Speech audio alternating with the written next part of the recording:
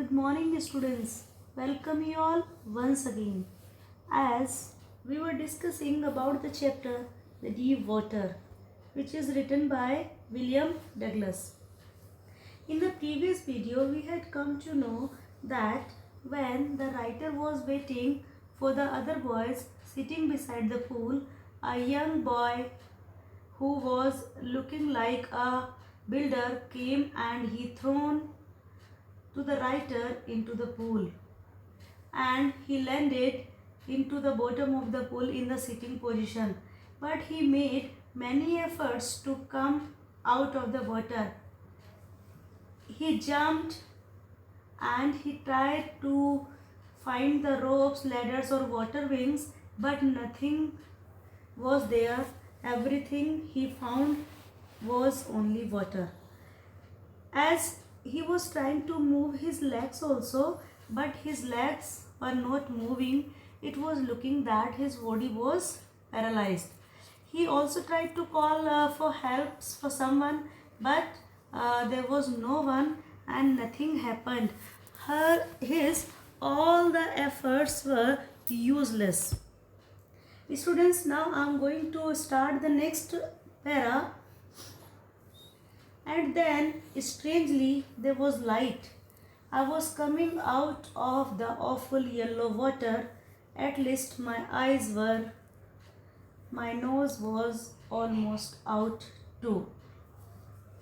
At the same time, something strange happened, and William saw light. His eyes came out of the water, and his nose was almost out of it. Then I started down a third time. I sucked for air and got water. The yellowish light was going out. Then all effort ceased. I relaxed. Even my legs felt limp, and a blackness swept over my brain. It wiped out fear. It wiped out terror. There was no more panic. It was quiet and peaceful. Nothing to be afraid of. This is nice to be drowsy, to go to sleep. No need to jump. Too tired to jump. It's nice to be carried gently, to float along in space. Tender arms around me. Tender arms like mothers. Now I must go to sleep. Students, cease means ended, and limbs means feeling lifeless. Then he started going downwards into the pool for the third time. He tried to breathe out, but gulped water instead. The light went out as he droned again. Then he stopped making efforts to save himself. William relaxed, his legs became lifeless, and his brain experienced a blackout. The fear ended. He did not panic. He became quiet and experienced peace. He was not afraid of drowning anymore. He felt sleepy. He was tired to jump up, and he felt nice to be carried in his mother's arm as he felt sleepy. I crossed to oblivion, and the curtain of life fell. Oblivion is the state of being unaware or unconscious or what is happening around one. Curtain of life fell is life came to an end. William became unconscious as he drifted away towards death.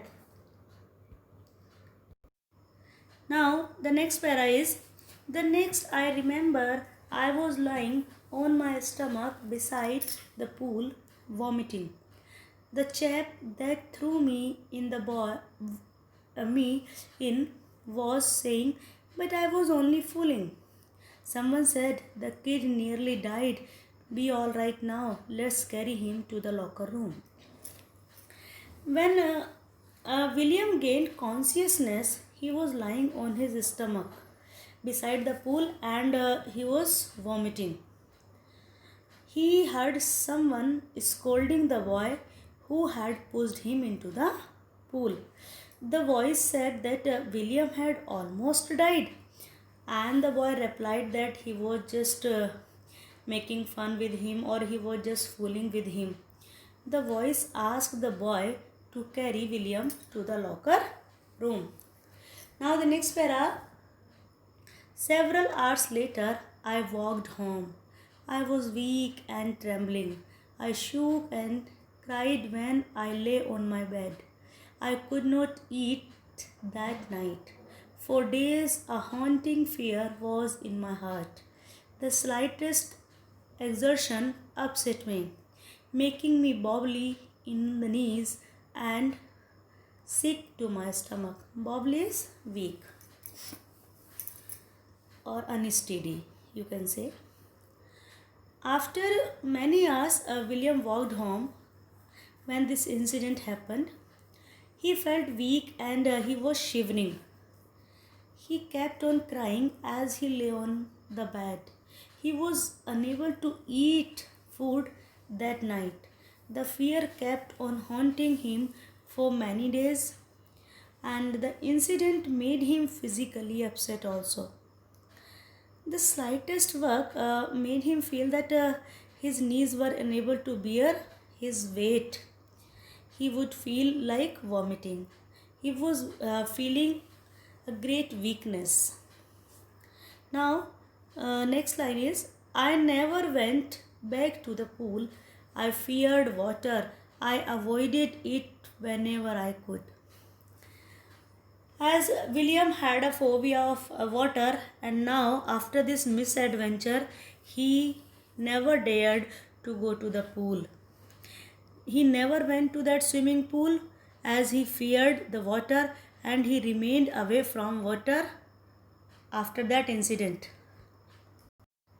Students, now the next para is a few years later when I came to know the waters of the Cascades. I wanted to go into them, and whenever I did, whether I was wading the Titan or bumping river or bathing in warm lake of goat rocks, the terror that has seized me in the pool would come back.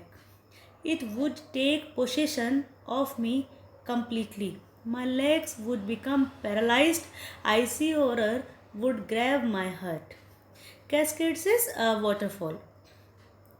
After some years, William came to know of a waterfall and wanted to go in it. Whenever he went for swimming in different rivers like the Tychian, Bumping River, Warm Lake of the Goat Rocks, the fear of water returned to him. It would grab him completely, and he became disabled, or he felt disable his limbs and grab his heart. Next para is this handicap stayed with me as the years rolled by. In canoes of men lakes fishing for landlocked salmon, was fishing in New Hampshire, trout fishing on the Deschutes and Metolius in Oregon, fishing for salmon on the Columbia at Bumping Lake in the Cascades. Wherever I went, the haunting fear of the water followed me. It ruined my fishing trips, deprived me of the joy of canoeing, boating, and swimming. Handicap is a circumstance that makes progress or success difficult. Canoes is small boats, and ruined is destroyed. Deprived means to take away. As the writer is telling that whenever he tried to go to a water resource, the fear of water remained with him as he grew up. On the boating trips or to different lakes in the main areas, Rain, New Hampshire, Deschutes, Metolius, Columbia, Bumping Lake, where he fished different varieties of fish, namely salmon is also a name of fish, bass and trout is also a name of fish, the fear followed him. His fishing trips were destroyed as he did not enjoy boating and swimming due to the fear. Students, now I am going to start the next para. I used every way I knew to overcome this fear, but it held me firmly in its grip. Finally, one October, I decided to get an instructor and learn to swim. I went to a pool and practiced 5 days a week, an hour each day. The instructor put a belt around me. A rope attached to the belt went through a pulley that ran on an overhead cable. He held on to the end of the rope and we went back and forth across the pool. Hour after hour, day after day, week after week. On each trip across the pool, a bit of the panic seized me. Each time, the instructor relaxed his hold on the rope and went under. Some of the old terror returned to my legs, froze. It was 3 months before the tension began to slack. Then he taught me to put my face under water and exhale, and to raise my nose and inhale. I repeated the exercise hundreds of times. Bit by bit, I shed part of the panic that seized me when my head went underwater. Cable is here a thick rope, and slack is to reduce, shed is to remove, panic is fear. Actually, panic is used for getting excited, but here it is used for fear.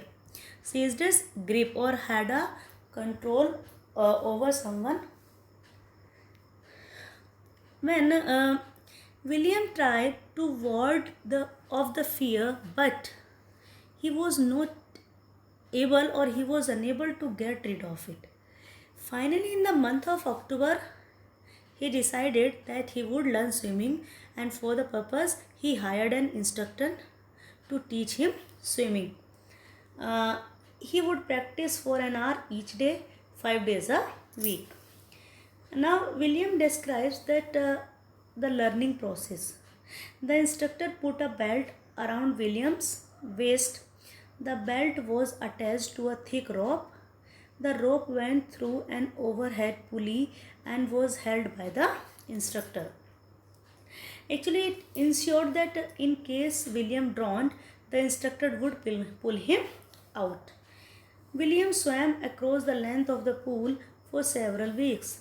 Whenever the instructor loosened the rope, he went down into the water and the fear would return. It would immobilize his legs.